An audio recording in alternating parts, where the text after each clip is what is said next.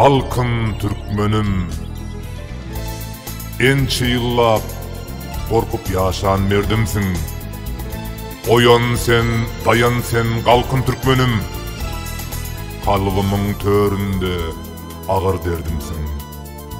Oyan sen, dayan sen galkın türkmenim. Men sana yüzlenýän mehriban halkym. Oyan sen, dayan sen galkın türkmenim.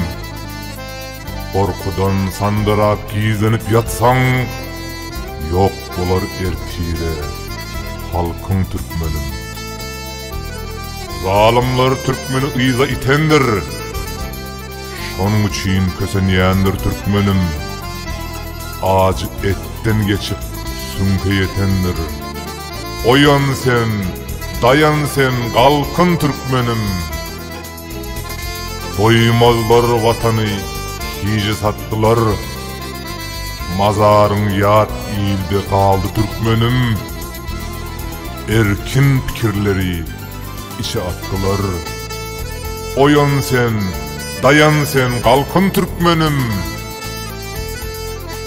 Azat erkinlikten öwsen yerler, sana bir gün gelip yeter türkmenim. Zalıyından duyulmuştur ençeme iyiller. Oyan sen, dayan sen galkın türkmenim. Karaca olan Aydar, sözüm bitmedi. Hakkı gözleýärim, menem türkmenim. Dava cencel, pis oyunlar yatmadı. Oyan sen, dayan sen galkın türkmenim.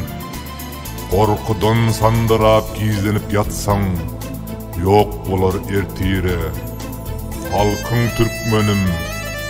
Oyan sen, dayan sen galkın türkmenim.